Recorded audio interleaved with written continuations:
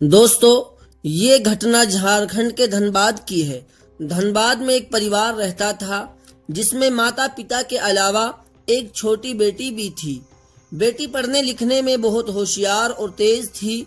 वो सोचती थी कि वो कुछ बड़ा बनकर अपने माता पिता का नाम रोशन करेगी और समाज के लिए भी अच्छा काम करेगी। समाज में हो रही गलतियों और भ्रांतियों को सुधारने का एक यूनिक तरीका वो अपनाएगी। इसी सोच के साथ उसने आईपीएस की तैयारी की और अंत में उसका चयन भी हो गया।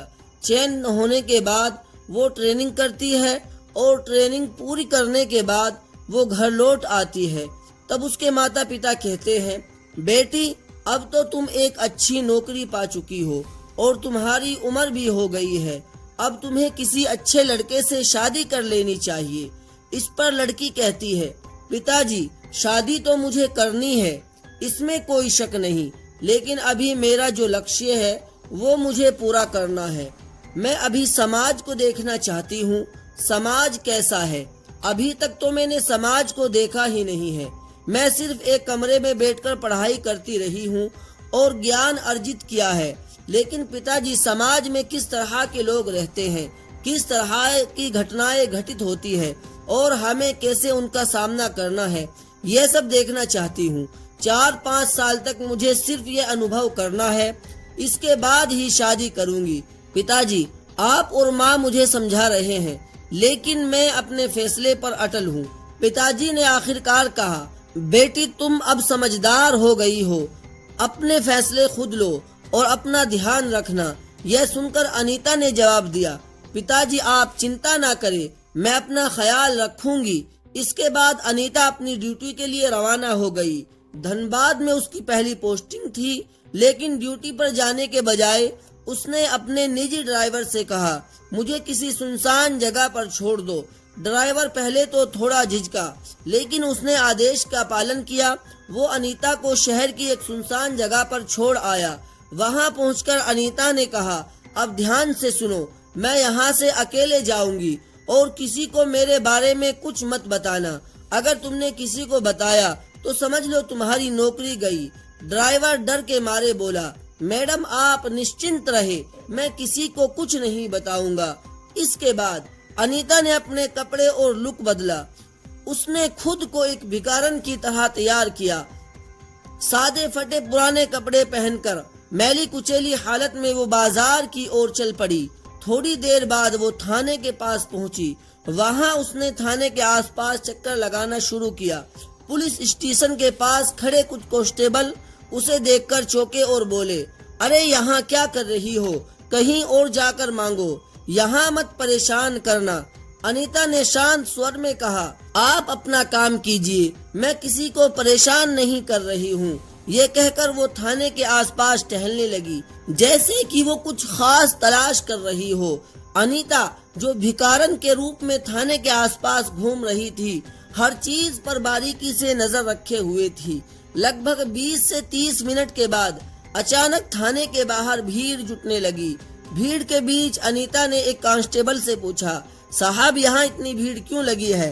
कांस्टेबल ने लापरवाही से जवाब दिया, एक लड़की का मामला आया है, रेप हुआ है, उसका परिवार शिकायत लेकर आया है, लेकिन जिसने ये किया है वो एक अमीर व्यापारी का बेटा है। मामला थोड़ा पेचीदा है। यह सुनकर अनीता के कान खड़े हो गए। उसने देखा कि भीड़ में लड़की का परिवार रो रहा था और वहीं आरोपी के प्रभावशाली परिवार के लोग अपनी शक्ति का प्रदर्शन कर रहे थे। अनीता ने पुलिस वालों की नजर से बचते हुए थाने के अंदर घुसने की कोशिश की। जैसे ही वो अंदर पहुंची, वहां मौजूद अधिकारी चौंक गए। दरोगा साहब ने गुस्से से पूछा, अरे इसे अंदर कैसे आने दिया? ये भिखारन यहाँ कैसे घुस गई? कांस्टेबल घबरा गए और बोले, साहब हमारी नजर इस पर नहीं पड़ी, पता नहीं ये कब अंदर आ गई। दरोगा साहब ने आदेश दिया, इसको कुछ खाने को दे दो, पैसे दे दो और यहाँ से भगाओ, हमें अपना काम करने दो।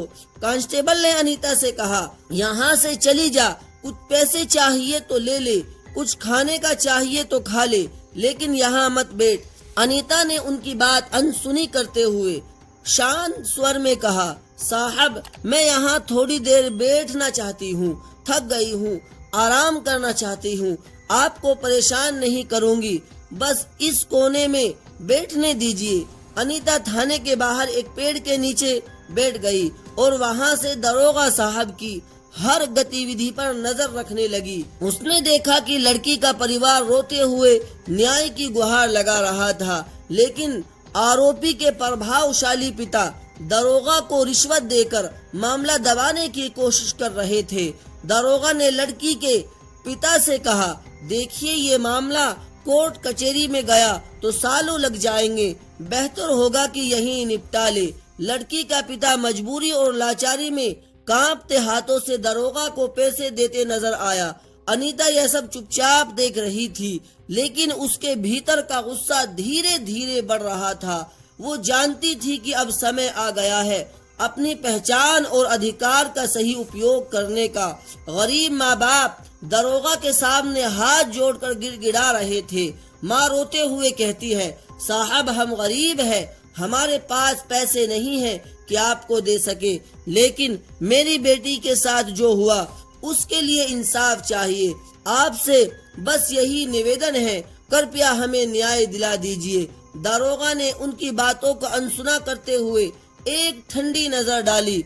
उसने कहा, देखो, कानून सबके लिए बराबर है, लेकिन यहाँ काम आसानी से नहीं चलता। तुमसे जो बन पड़े वो करो, वरना वापस जाओ। उधर अमीर पक्ष के लोग जो पहले से ही दरोगा को मोटी रकम दे चुके थे, मुस्कुराते हुए खड़े थे। उनके पैसों से दरोगा का रवैया पूरी तरह बदल चुका था। अब वो अमीर लड़के के परिवार के पक्ष में बोलने लगा और गरीब परिवार को डांटते हुए कहने लगा, तुम लोग यहाँ तमाशा मत करो, अपना काम करो और चुपचाप चले जाओ। कोर्ट में जाना है तो जाओ, लेकिन यहाँ हंगामा मत करो। गरीब पिता जो अंदर से टूट चुका था कहता है, साहब, हमारी बेटी के साथ अन्याय हुआ है, आपसे इंसाफ की उम्मीद लेकर आए थे, लेकिन आप हमें ही डांट रहे हैं। क्या गरीबों को न्याय मिलना इतना मुश्किल है?